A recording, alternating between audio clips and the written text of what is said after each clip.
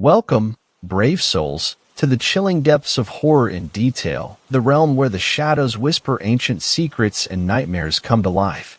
I am your guide through the darkness, and on this channel, we delve into the spine-chilling world of Wendigo horror stories that will send shivers down your spine. First story. Wendigo stories. When I was young, I often spent parts of summers with my grandmother in her home out in the country. It was my favorite place in the world, and I always looked forward to the week-long stays of gardening, baking, late-night fires with s'mores and ghost stories, and enjoying having my grandmother all to myself. There was a pond, not far from her house, where I would sometimes go to swim. It was home to quite a few frogs, and at night they made the most incessant noises. I complained to my grandmother only once, saying I couldn't enjoy the night breeze with all that racket.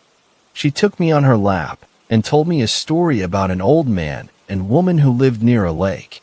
The old man couldn't stand the singing of the frogs, but his wife told him that they kept the Wendigo away, and to harm them would be unwise. Well, he didn't listen, and set about methodically catching all the frogs on the lake. It was a process that took some time, but he did not stop until he had rid the lake of the pesky amphibians. That night, without the protection of the frogs, he and his wife were slaughtered by the Wendigo, a vicious, whip-like demon creature with elongated fingers ending in razor-sharp talons and rows of silver teeth as thin and keen as needles. I wrote it off as another of her ghost stories, though she seemed more serious than usual about it. I never complained about the frogs again, mostly because I grew to enjoy them and put the story out of my mind. In fact, I'd forgotten all about it until it came up this past spring in a Native American literature class I was taking in college. The mention of the Wendigo sparked that old memory of my grandmother's story. I thought she had made up the word. I didn't realize there were stories about it, originating in Algonquian legends. Eager to connect something from my childhood to the topic, I Googled it, only to find that my grandmother had apparently been mistaken. There was nothing I could find about the stories she had told me, nor any references of frogs providing protection from the Wendigo. In fact, the Wendigo of legend seemed very little like my grandmother's version. They were said to be insatiable, craving human flesh, and sometimes created from the forms of people who had resorted to cannibalism to survive.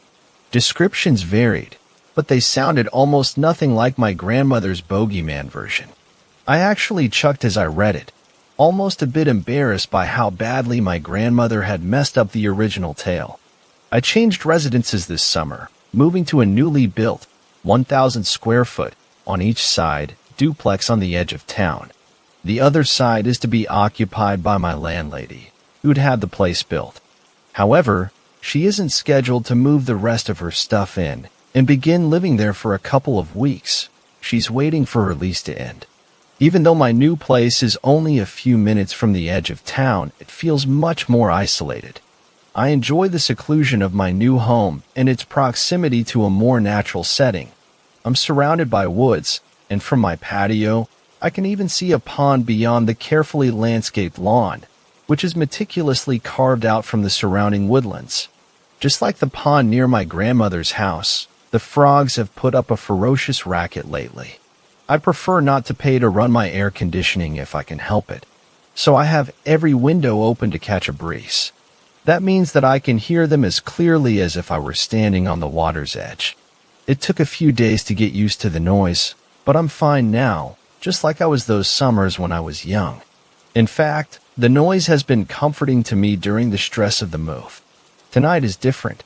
I find myself standing in my living room, staring at where the pond is, though I can't see it in the dark. The air is eerily still and oppressively warm, but all my windows are shut, and I feel impossibly cold. I'd long since convinced myself that my grandmother's story had been a silly tale, a twisting of an old legend by irreverent storytellers. But for some reason, I have the most overwhelming sense of dread growing in the pit of my stomach. I don't know what to do. I'm trapped. Leaving my house means braving the darkness beyond my home, but I don't know if I'm going to be safe in here, either. The frogs have stopped singing. Second story. I found a village in the forest that does not exist. I have been a park ranger for many years, and I love the forest because it is diverse. In Elysian Grove, the trees stretch their branches across the sky, and the ground is covered with an intricate weave of grasses, shrubs, flowers, and mosses. Every time I walk into the forest and catch sight of a new vista, I feel as if I am discovering something brand new. A hawk glides past me and I watch his every move. Then, I realize that he is hunting, searching for prey to bring home to his family.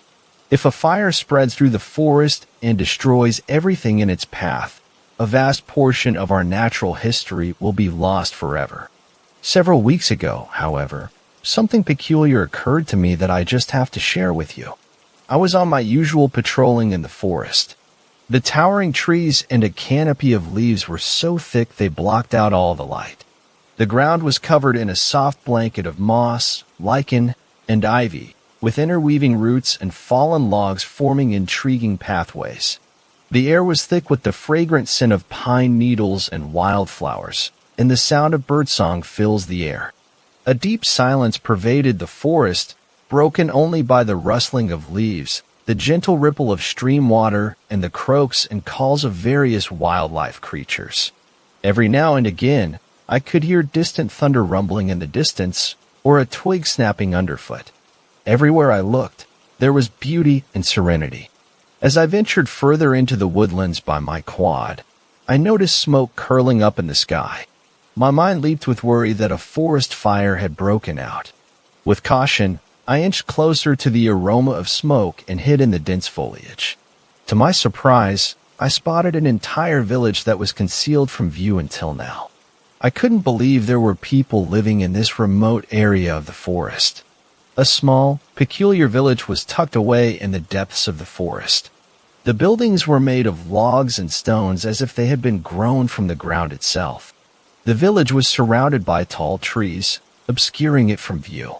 The people there moved slowly and cautiously, as though they were wary of being seen. A thin plume of smoke rose up into the air, indicating that a fire had been lit in the center of the village. A feeling of mystery filled the air around the village and made me want to explore further. As I made my way through the bushes, the village seemed to have been untouched by the modern world. To my surprise, I was greeted by a group of friendly villagers who welcomed me with open arms. "Hello there. I'm Emma, a park ranger. It's nice to meet you all," I said. The villagers smiled and welcomed me to their humble abode. "We are honored to have you here.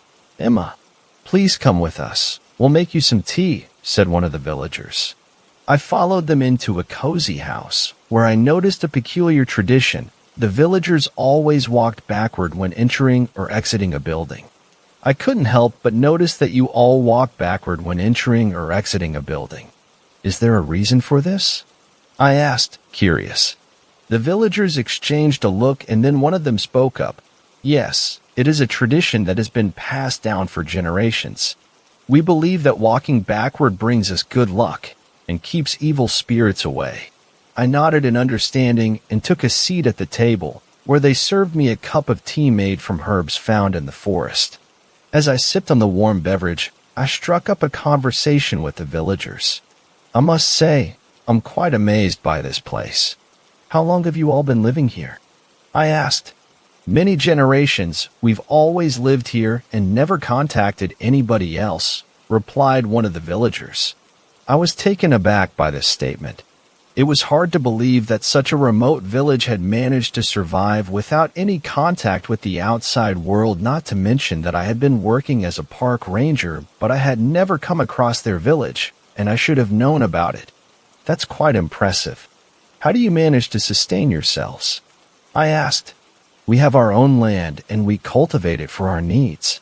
We also gather food from the forest and the nearby river," replied another villager. As we continued to chat and drink tea, I felt a sense of peace and tranquility in the village. It was a stark contrast from the hustle and bustle of the city. As we conversed, I pulled out my pocket-sized vanity mirror to check my lip color. Before I could lift it up to my face, I saw the uneasiness in the room, followed by a few stares when they realized what it was. Even in the dim light of the room, I could tell the residents wanted me to keep it away. It was very odd, and I couldn't help but ask, "Excuse me, is there something wrong with my mirror?"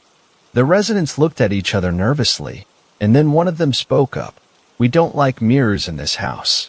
They give us bad luck and attract negative energy." I was taken aback by their response, but I tried to hide my surprise and asked, "Really? I've never heard of that before. Could you tell me more about it?" The residents hesitated for a moment, but then they opened up and shared their beliefs with me. In our culture, mirrors are believed to be a portal to another world, and they can attract spirits and ghosts. We avoid them as much as possible.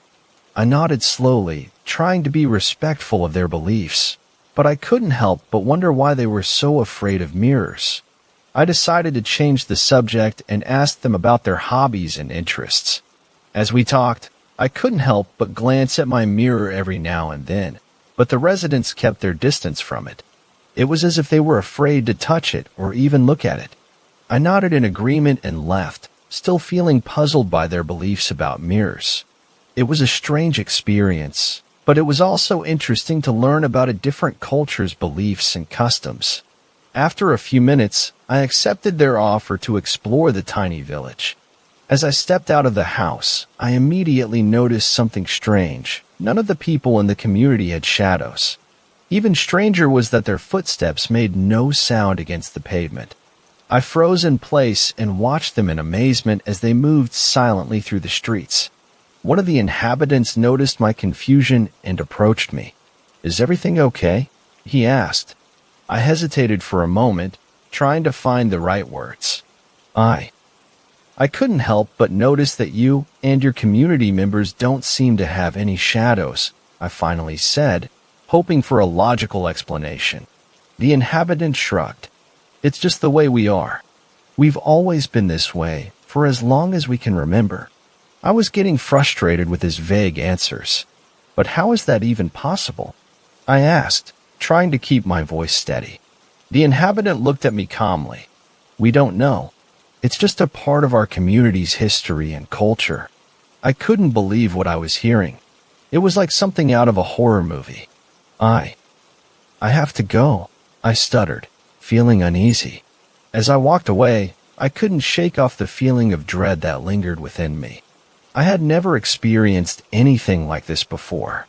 The more I thought about it, the more scared I became. It was as if I had stumbled upon a community of ghosts. I decided to do some research on this community when I got home. But at that moment, I noticed that one of the inhabitants was watching me intently. He approached me and introduced himself as Jackson. "I heard you were interested in learning more about our culture," he said with a friendly smile. "If you'd like, I could take you deeper into the village and show you around." I hesitated for a moment before agreeing. Jackson seemed nice enough, and I was curious to learn. He led me through the narrow streets, pointing out various landmarks and explaining their significance. We eventually stopped in front of a large building, and he explained that it was a temple dedicated to the gods of their community. It was a stunning sight. The temple was made of white stone and had intricate carvings all over its facade. The windows were stained glass, depicting scenes from ancient mythology. We stepped inside the temple, and I couldn't help but feel awed by its beauty. Everywhere I looked, there were statues and sculptures that seemed to come alive with each movement of light. The walls were decorated with colorful tapestries and paintings that depicted stories from long ago. As Jackson and I were leaving the temple, I suddenly heard the sound of bells ringing in the distance. I turned to Jackson, puzzled. "What's that sound?" I asked. Jackson smiled at me. "That's the sound of the bells signaling the start of the silent hour," he explained. "For the next hour, nobody in the village is allowed to speak or make any noise. It's believed to help us attune to the forest's energy." I was taken aback by his explanation. "Wait, what? Nobody speaks for an hour?" I asked, incredulous. Jackson nodded. "Yes, it's a tradition that we've had for many years. It helps us connect with nature and find inner peace." I couldn't help but feel skeptical about the idea. But how do you communicate with each other during that time? What if there's an emergency?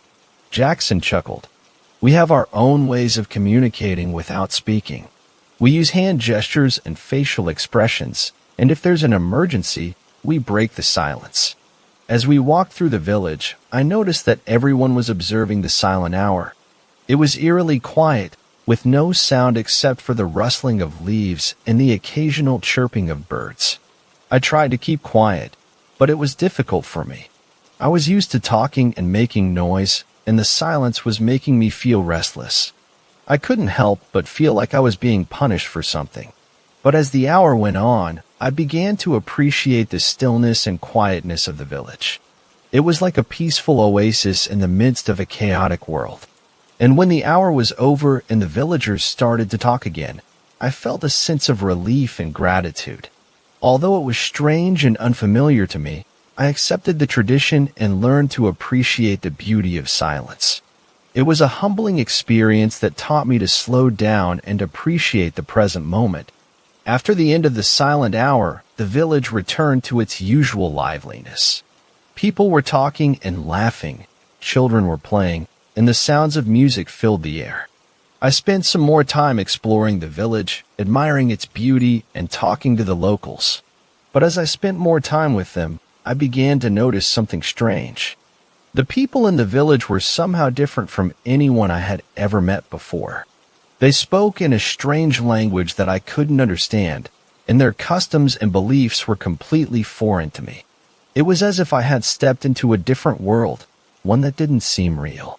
The more I explored, the more I felt like I was in a dream. The village seemed too perfect, too beautiful, too serene. It was like a utopia, and it was almost too good to be true. The locals seemed too calm, too peaceful, almost like they were under some kind of spell. It was as if they had no worries, no problems, no conflicts. I tried to ignore my unease and enjoy the beauty of the village, but the more I looked around, the more I felt like I was in a surreal world. It was like a movie set, where everything was perfect and pristine, but it lacked the messiness and complexity of real life. As the day drew to a close, I realized that I needed to leave the village.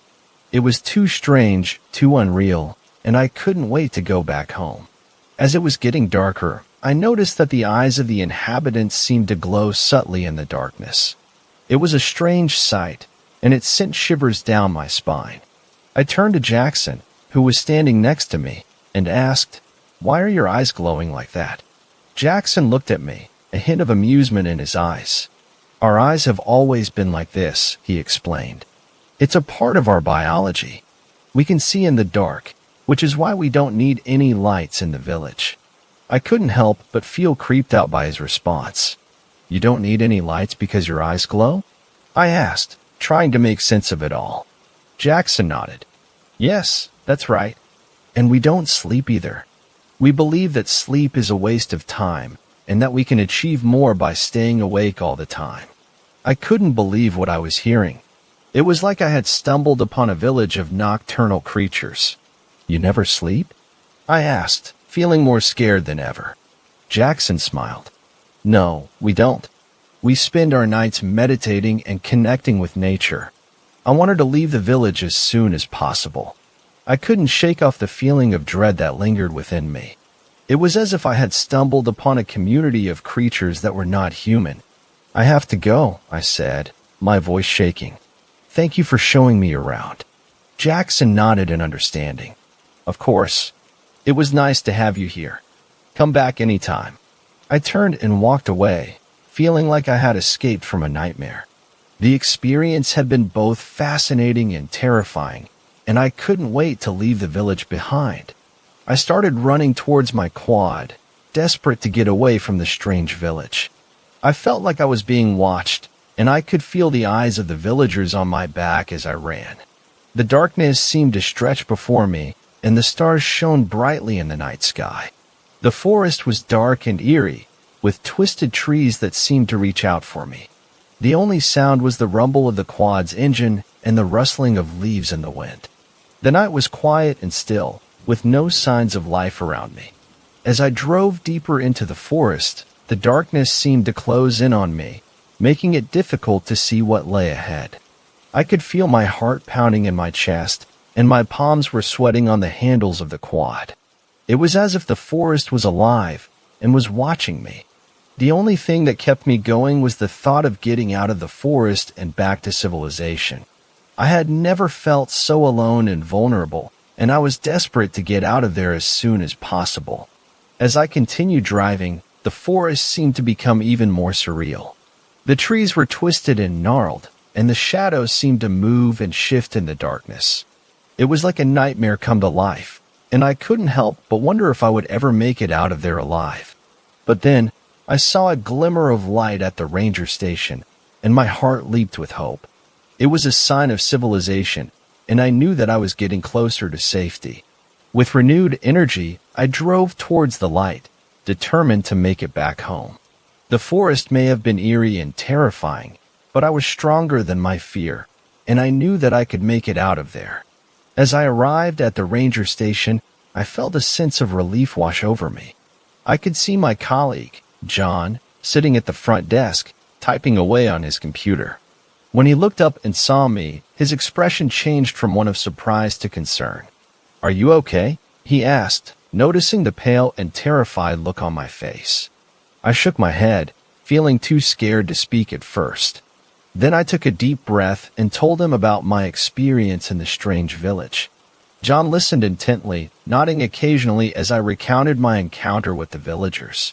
As I finished my story, John's grandfather walked into the office. He was an old man, with a kind face and a gentle smile. He greeted me warmly and then listened to me as I repeated my story. When I was finished, the old man looked thoughtful. "I know the area you're talking about," he said slowly. "There used to be a village of Indians living there. They had a beautiful community with their own customs and beliefs." I felt a sense of unease creeping over me as he spoke. "What happened to them?" I asked, my voice shaking. The old man sighed. "They were hit by a natural disaster a long time ago. Their village was destroyed, and no survivors were ever found." I felt a chill run down my spine. The thought of encountering spirits and ghosts was too much for me to handle, but I have never had the courage to go back and find it out either. Third story. The Feral Forest. I have seen the ice sheets in the Antarctic and the sand dunes in the Sahara. I saw the curve of the world as I floated in zero gravity, and I felt the crushing weight of the sea 400 feet beneath the waves as I explored unknown wrecks. 3 ex-wives, 8 recognized children, and none of them deserve the fortune I have accumulated. And yet eagerly they wait, because they've heard the rumors. I hear the whispers in the halls beneath my office. Murmurs of cancer, the bad kind, the type of cancer that you don't survive. It's true, non-small cell lung cancer is the biggest killer in the USA, and I just found out that I've got it. When I was 20 years old, my father got me working for him in our family grocery shop, Walker and Sons. He was ecstatic. The shop was started by my grandfather and bared the family name, and my father was ready to hand me the lead. In a single day, I saw a demand that we could barely supply, and as I flipped the door's sign to closed, I asked my father why he'd never bothered to expand. "This shop isn't about the money," he'd stated, hunched over a dustpan and brush. Pop built this store with his own hands so that he could support and raise a family. Money can buy you a lot of things, but it won't buy you happiness, it won't buy you love, and it can't buy you good heart. He stood up and arched his back, clearly in pain.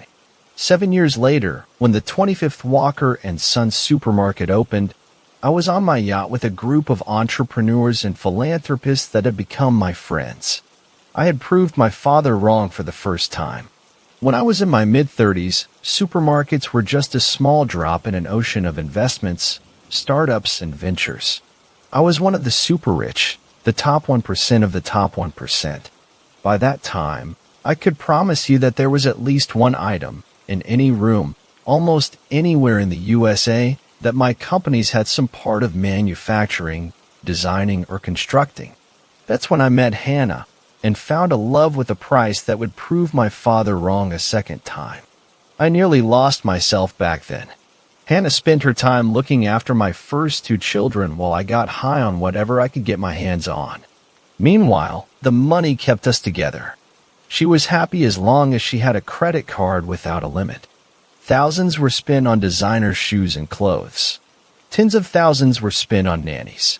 Eventually, even the money couldn't replace what she really needed, a loving husband. She cost me millions of dollars in settlements, and I can guarantee you she isn't seeing another cent from me. I won't bother going into my other ex-wives or children. Let's just say that it was a mistake to marry and a mistake to breed. I never could keep my eye away from a pretty young thing. It was in the haze of my 30s that, unbeknownst to me, I would give myself this incredible opportunity. I didn't really care at the time. To me, I remember seeing it as a chance to play God, and that's something I was never going to turn down. At this point in my life, it was rare for me to have a day of sobriety, and when I did get past the hangover, I wasn't of much use to anyone. The letter had been sat on my desk for a couple of weeks before I got around to opening it. It had managed to stay at the top of the pile because the man that had delivered it to me had been stubborn enough to insist it was to be hand-delivered by him. He waited outside for nearly 5 hours. When he was finally sent up to see me, he simply handed me the letter and left. The contents described a project unlike anything I'd ever heard of.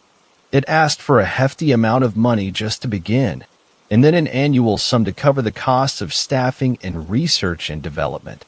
I couldn't give it to them fast enough.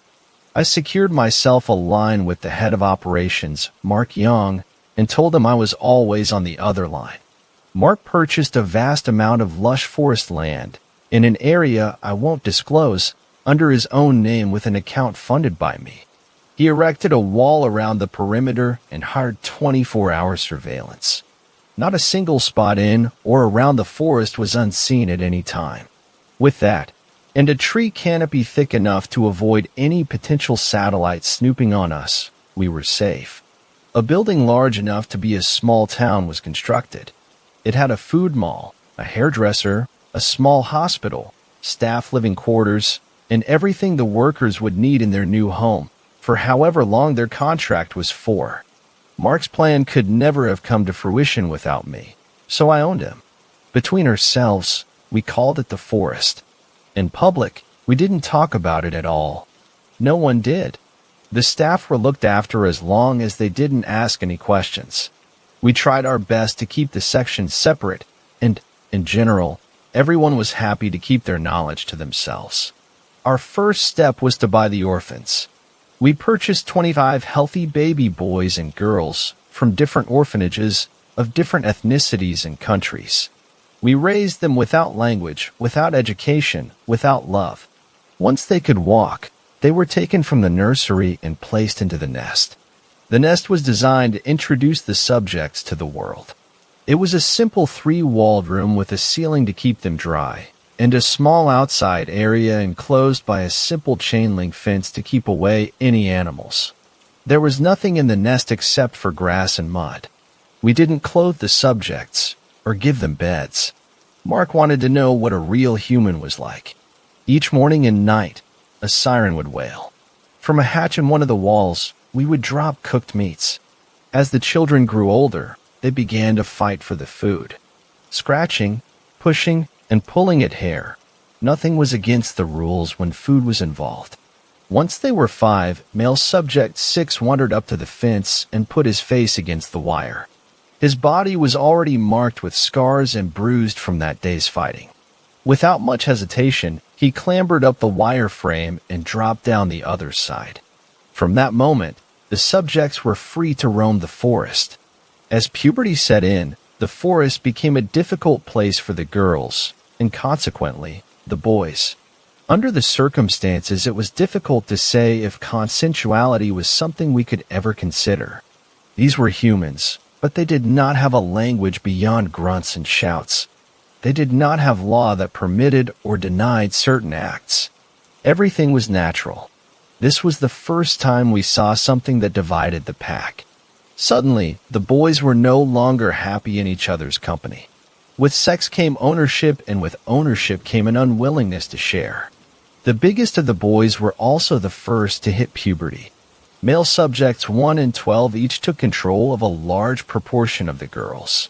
Left over was the majority of the boys and a couple of immature girls, who unfortunately suffered for the next few months until they were allowed into one of the tribes. Food became a battle between the men. 3 male subjects were killed in as many months. Another simply died from starvation. However, when male subject 7 reached the brink of hunger, he warily approached the tribe of male subject 1. On his knees, the nearly man crawled up towards the clan resting beneath a large tree. Subject 1 was alert, watching with wide eyes as he approached. As the boy got even closer, Subject 1 stood and marched over. The girls were getting restless. The boy stopped moving and shielded his face with his hands, peering through the cracks in his fingers. In a moment where the choice was violence or sympathy, this was the first time a subject had shown sympathy. Subject 1 nuzzled the boy away with his foot, pushing him from the group. 7 was too weak to even crawl away and fell to his side. He died the following day. It was during this time, when the feral children were nearly 15, that I decided to enter the forest. Mark had argued with me furiously right up until I told him I'd pull the plug on the funding to his project if he didn't let me in. He let me join the group with a scowl and insisted I was as accurate in mimicking their condition as possible. In his words, they should have no reason to believe I hadn't been living there for my entire life. And so, Mark Young watched as his 40-something billionaire investor took to the forest stark naked and eager to begin. I sauntered up to 12's tribe with my hands swinging by my sides. The boy shot up to me, screaming and hollering in my face, trying to push me away from the girls. I'd seen him do this to the other boys, and usually it worked. I tackled him to the ground and punched until he was spitting blood and barely moving. Dominance was key. The tribe became mine, and I took 7 girls from the boy I left wheezing on the grass. He stumbled away from us, back toward the other boys that had been confined to their own company in more recent times. My girls were beautiful. They were young, fit, athletic, and the sex was incredible. It was so primal and instinctive. I've honestly never had such insatiable urges, not even the drugs compared to it. Quite frankly, I'd never been happier. Over the course of a few weeks, I gave them names that suited their faces. I learned each of their quirks. I stood my ground against any of the boys that tried to take my throne. I got in fights to win my tribe our food, and I never spoke a word. I was only planning on spending a couple of days in the forest, but I stayed for 4 months. Once I finally left the forest, I never really managed to fit back into the real world. My mind kept drifting back to my girls. My third wife was nothing compared to them. My kids were screw-ups. My businesses all but ran themselves, and the world outside of the confines of that forest was lackluster and meaningless. When Mark gave me the call nearly 5 months later, I felt a happiness I hadn't felt since I was in the forest. 3 of my girls were showing signs of pregnancy. 3. I gave my wife whatever she needed in order to have her sign for a divorce and flew to the forest. I watched them on the cameras. They were beautiful, flawless, even. 12 had reclaimed the group, and I felt rage building inside me as I saw him laying with my girls. I nearly threw up when I saw him sleeping with them, 2 heads nestled into his neck. It should have been me. It should always have been me. I stormed back into the forest with fire in my eyes. The boy was alerted to my presence by the frightened noises the girls made as they scampered behind the trees for cover. I would never hurt them. 12 was a bit bigger than when we last met, but not by much. Not by enough. I think I broke one of his arms because he ran off into the forest whimpering with it held to his chest. I took no time asserting my dominance with the girls. It was good to be back. The world was perfect again. 2 of the children survived. Once the first was born, Mark and I agreed that more food was needed to be dropped to feed the increasing population. The other tribe also had 2 babies, and it was important for us all that our girls were getting enough to live.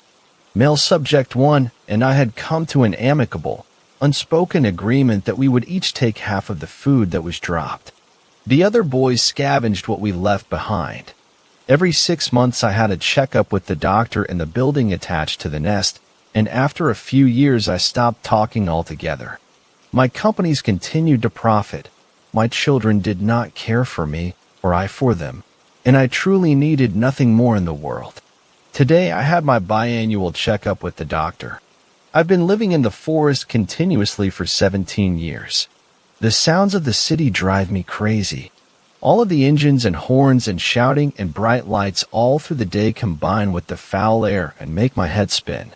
The screen on this computer is hurting my eyes, and it takes me forever to find the right key. Mark is still watching me every day. He says he might join me next year, when he retires. The doctor flew in a specialist who confirmed the cancer in my lung, and was told not to ask any questions.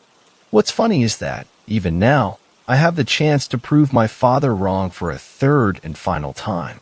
My father said money can't buy a good heart, but it can buy a good lung from a willing donor. The truth is, my sons have begun to best me in the forest. I do not have much time left with my girls before a new king heads the pride. If I do get a transplant, I must either go back to the real world or live out my days shunned from my own tribe, which I cannot bear to do. I'm sorry, Mark, but it looks like you'll be going in alone. I have seen the ice sheets in the Antarctic and the sand dunes in the Sahara. I saw the curve of the world as I floated in zero gravity, and I felt the crushing weight of the sea 400 feet beneath the waves as I explored unknown wrecks. 3 ex-wives, 8 recognized children, and none of them deserve the fortune I have accumulated. But 13 girls, 15 children, and 9 grandchildren, along with an entire forest of people, true people, deserve every cent I have ever earned and ever will earn. When I die, all of my savings and subsequent earnings will go directly to the forest to provide space to expand and grow. Thanks for the ride. 4th story. I climbed the stairs in the forest and still regret it. 13 years ago, I went mute, and I am finally able to talk about what happened. From a young age, I was an extroverted and a stubborn girl. Although I always listened to my parents, but that time, at 12 years, I felt rebellious. My neighborhood held a Girl Scout camp. Every year, my parents didn't allow me to go, but this time I felt old enough, which was my first mistake. Me and Kelly, my best friend, begged our parents, but they refused because they are responsible adults who cared about us. But to us, 12-year-olds, they seemed like monsters. So, I made a plan. We told our parents that we are going to Katie's house for a sleepover. They talked to Katie's parents, and we did stay at Katie's for approximately 12 minutes, and then we left for our epic camping trip. Kelly decided on the place, Lindenberg Woods, and that was our second mistake. Kelly and I have been best friends ever since we were little. Recently it was her birthday, and I gifted her a unicorn bracelet which she never took off.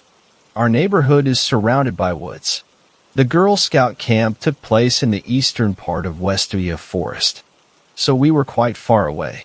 We didn't really have any camping gear, just 2 pillows, a blanket, a small Barbie tent, a flashlight, and some snacks enough for a day. We rode our cycles from Katie's to the woods. At first, everything seemed nice. We heard birds chirping and cars go by. The weather was nice and warm. We saw squirrels and rabbits jumping around. But as we went on, the forest grew thicker. We were tired of running around, so we sat under a dark-shaded tree. We ate our snacks, and I tried to scare Kelly, but what will happen next terrifies me to the core. As we started walking down the wrecked trail again, we couldn't hear or see any animals. The only sounds we could hear were of the rustling of the leaves. There was an eerie presence in the woods. I felt uncomfortable and suffocated. And then there was a sudden cloudburst. It felt like the whole woods were closing in on us. An ominous feeling wrapped around me. The trees looked like tall, intimidating creatures. The peal of thunder startled us, and both of us ran for shelter. In a state of panic, I realized that Kelly was missing. Fog surrounded me, so I couldn't see anything, but I could feel she wasn't here. After I calmed down, I investigated my surroundings and scouted for Kelly. As I said before, where I lived was quite warm, but here it felt like it dropped about 10 degrees. Anyway, while walking down the path, I noticed something. It was iron? As far as I know, that wasn't natural. Why would there be human-made stuff so deep in the forest? I walked closer to it, and in betwixt of the fog, I saw an iron staircase. It seemed new, polished, and untouched by nature, almost as though time had stopped for it. It seemed like someone had cut the stairs from a house and put them here. I was so mesmerized by them that it didn't even register to me that all the sounds were blocked off. At this point, I could hear nothing but my own breath. Looking at the stairs, I felt an unexplained morbid feeling to climb up them. At that time, I felt like it was a must to climb. I had no choice. So I did. I started climbing them. With each step, I felt disconnected from reality. Nothing mattered. Eventually, I couldn't even hear my own breathe, or was I not breathing? You may think that creepy sounds and screams are scary, but no. Silence. Dead silence is the most terrifying thing that could destroy a person. This type of silence will make your skin crawl and make you want to rip your ears out. There was only the final step left between me and whatever lies beyond. The last thing that I could recollect was feeling a push. That's it. I fell and lost consciousness. When I woke up, it was still pouring, even heavier than before. After I made sense of what was happening, I felt like being watched. Then I heard my name, Rebecca, in a low, distorted voice. It didn't sound human. I got up and looked around and saw the thing that haunts my dreams. Every last thread of hope was shredded by this deep despair. What I saw was a thing, so horrifying that I can't even begin to describe it. It was tall and had 2 dark holes for eyes, a huge distorted grin which stretched from one side to the other. It had huge limbs with sharp claws covered with disgusting blood. I was petrified looking at it. It continued to say my name in a now childlike voice. It began to walk towards me, repeating my name in the same disturbing voice. In a state of panic, I searched for a weapon and my eyes landed on a piece of wood. Without thinking, I swung the piece of wood, hitting it until it was a bloody mess. After I realized what I had done, I ran away. I kept running and running. In my attempt at escaping that demon, I barely noticed the sounds of the woods. Panting and gasping for air, I finally made it out and dashed to my home away from the deathly forest. I broke in and started crying hysterically. Kelly's parents, the Adams, were also there talking with my parents. All of them shared the look of despair on their faces. There were cookies on the coffee table which were untouched. My once sugar-loving parents were now anxiously making phone calls. My angsty teenage brother was actually out of his room and nervously listening to the conversation. Kelly's mom, Mrs. Adams, who once was a fashion diva and always wore makeup, was rough and sobbing, and even Mr. Adams, the most cheerful person I knew, was on the verge of tears. When their eyes met mine, they were completely taken aback. Mom threw everything, including the expensive new cell phone, and ran towards me. They hugged me so tightly that it was hard to breathe. All my anxiety faded away when my mom brushed the dirt off my face. For a second, everything was roses and butterflies until I saw the look on Mr. and Mrs. Adams' faces. I could feel hope blossoming in their hearts. Their hope was like a beautiful stained glass window which was shattered by the despairing news of the absence of their daughter. When they questioned me about Kelly, my silence gave them the answer. I could see the color drain out of their faces. The forest rangers searched the entire forest until they came across a battered mess which DNA confirmed to be Kelly. It seemed she was beaten repeatedly with a blunt object. She seemed like an unrecognized pile of flesh.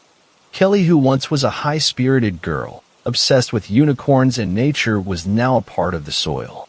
We identified her because of the bracelet I gifted her, which was also covered with blood. Nearby, they found a piece of wood covered with the blood of Kelly, which was likely the murder weapon. There was no trace of fingerprints, footprints, or any other evidence due to the torrential rain, giving an upper hand to the culprit. Now, even after 13 years, they couldn't identify the perpetrator of this crime. I've told this traumatic tale to many, but there's one detail I always fail to mention. After hitting the monster, my eyes laid upon the lifeless body of my best friend, Kelly Adams. Fifth story. We survived a Wendigo attack. I'm happy to see others also had these experiences. It's a bit like group therapy in a very twisted way, I guess. This isn't an AA meeting or anything. Years ago, when I was fresh out of high school, me and my friends went for a camping trip. Since it'd be the last time we saw each other before college sent us on our separate ways. We had planned to go deep into the national forest in the mountains and just enjoy ourselves for a few weeks. My friends who came along were Preston, a Native American who had several years of survivalist strategies under his belt. Jamie, a hunting and gun enthusiast like me, with a propensity for adventure. Mark, Preston's friend, not so much mine. He smoked a lot of drugs and seemed to be okay, but I was always on edge around him.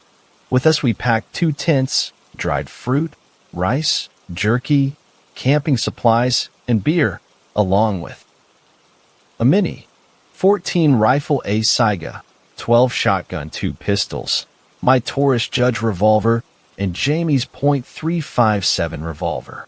We packed all of this into my battered BMW station wagon, with me being the driver. Stopping at a car park, we loaded up our gear on our backs and began going deep into the forest. The first day was uneventful. Preston found a good clearing for us to settle at. We set down our gear and set up the tents while Preston got to work with the cook fire. I was always good at setting up tents, so this wasn't a problem for me. Within 20 minutes, we had set up the basics of camp. I cracked open a beer and sat next to Preston, who had created a roaring fire. I smiled at him. "I'm gonna miss you, man." I patted his back. "Me too. Let's enjoy this," he responded. Jamie and Mark were carrying on, exploring the surrounding area. At the time, I could have sworn I saw a pair of green eyes and antlers looking at me. I would come to regret not asking Preston in the coming days. I tried to forget as we sat down to dinner that night. Campfire curry, a mix of curry spices, frozen chicken we brought and prepared, and a few vegetables, along with a small pot of rice. As it was the first night, we ate all of our perishables. It was tasty for sure. Then, like we were kids once again, we roasted marshmallows and made s'mores. It was truly a very fun time for sure. If only it would have lasted. That night was uneventful as well. I slept like a baby, and Preston, whom I shared a tent with, didn't seem to be bothered at all. The next morning, we packed up camp and decided to head south towards a large river with the intent of spending a few nights riverside. As we were in the remote wilderness, I handed Preston my Mini 14, and I myself carried the Saiga 12. Slugs and buckshot alternated in its 10-round magazine. Jamie kept his .357, and I had my sidearm as well. We walked for what seemed like hours. The mistiness, overcast weather, and lack of clear landmarks required we rely on GPS and compasses. As we headed south, I saw the look on Preston's face. He looked worried. "Preston, what's up, man?" I asked him. He had me get close, and he whispered, "I dunno, man. I got a feeling that a bad omen is about to pass. Keep everyone in sight. I'll listen for anything." As he said that, we heard what sounded like a distant whooping noise. All of us looked around. In the distance behind us, I could have sworn I saw something shambling. It was too far to shoot with my shotgun, so I pointed at it and told Preston to shoot. "Shoot that thing." 3 shots from the Mini 14, and the smell of freshly fired ammunition filled my nostrils. Whatever it was got down on all fours and bounded away. "What was that?" Mark asked, shocked. Preston swore up and down in his native language before he finally said that, "My friends, is something truly evil. We need to hurry to the river." We ran for about 30 minutes, our pace slowed by the amount of heavy gear we carried. Preston looked from side to side, but found nothing as he did so. Soon, we reached the rushing river, and with that the fog seemed to dissipate. Preston looked around, shook his head, looked at his GPS, and finally said, "The other side of the national forest is available to us across a hand tram a mile upstream. We can make it there before lunchtime if we hurry." "Preston, what's going on? What was that thing?" Jamie asked, concerned. "I can't be sure, but it's nothing good. I want to try and lose it across the tramway. Whatever that thing is, if it's anything like my family stories, it won't ford a river. We're going. That's final." Preston led the way upriver, keeping close to the shoreline. Eventually, we did find it. A large steel and wood car suspended over a wide expanse of river. I got in first and wasted no time getting across. I watched the trail on the other side while Jamie went across next with some of the extra gear, and then finally Preston and Mark squeezed into the tram and got across. As I turned to leave, I saw Preston take out his Bowie and he began hacking at the rope suspending the tram. "What are you doing, man? That's state property. That's a felony," I said, bewildered. "We can't have that thing follow us." He hacked at the rope until it snapped, and the tram car fell with a loud clang into the river below. As we left and started heading east, I could have sworn I saw those green eyes again, but just for a moment, watching us. We made camp at a clearing on the edge of a hill's wide ridge. It gave us great views and visibility, but more importantly, as Preston stated, we can see anyone or anything coming. As he sat and made the fire, he said, "We're doing watch rotations. That thing, I am genuinely afraid of it. I bet it's just a bear, Preston. Too many family stories." Mark guffawed. As I said previously, he was Preston's, not my, friend. I took the second watch after Preston cooked a meal of rice pudding. I had no trouble staying up. Then Jamie. I sat up and talked with him for a while. He worried a little, and he expressed that he wanted to go home. "I know what you mean, dude. This is too creepy." Mark took the last watch, my shotgun propped up next to the tent in case he needed it. Or so Jamie told me. When we got up the next morning, Mark had disappeared. Immediately, we questioned Jamie, whose story checked out. He saw Mark up and watching. We waited, Preston reigniting the few vapors. He also pulled out a small can of pine tar and began making torches. "What are they for, Preston?" Jamie asked. "I'm sure of it. We've got a Wendigo." Preston replied. "A Wendigo? The fuck is that?" I replied. "A cannibalistic demon with green eyes, a deer skull for a head, and a thirst for human blood. They're also like skinwalkers, you know, like in True Blood. At the time, the TV show was popular." He explained. "I became very scared, so that grabbed Mark and ate him. We'll wait for Mark for a few hours. Keep the guns locked and loaded. Do not let him approach within 200 feet of the campsite. I'm going out for a bit." "You're crazy, Preston," I protested. He whispered in my ear, "When I come back, ask me my favorite sailor. It's Saturn, for the record." He then approached Jamie and told him something that I knew I wasn't supposed to hear. Then he grabbed 2 torches, his knife, and he turned back to us. "Wendigo do not like fire. Keep the fire going. There's plenty of sticks and wood right there for a few hours. I'll be back. Do not forget what I told each of you. If I can't answer it when I come back, shoot me." As he disappeared into the forest, I sat with Jamie, back to back. He had my Saiga. I had my Mini 14. For hours, we heard various sounds in the forest, including those whooping noises, the sound of what sounded like Mark, and what I thought was the sound of a distantly beating drum. By afternoon, we heard rustling in the forest, and none other than Preston returned, dirt smeared on his face, and a makeshift drum under his arm, with 1 torch left.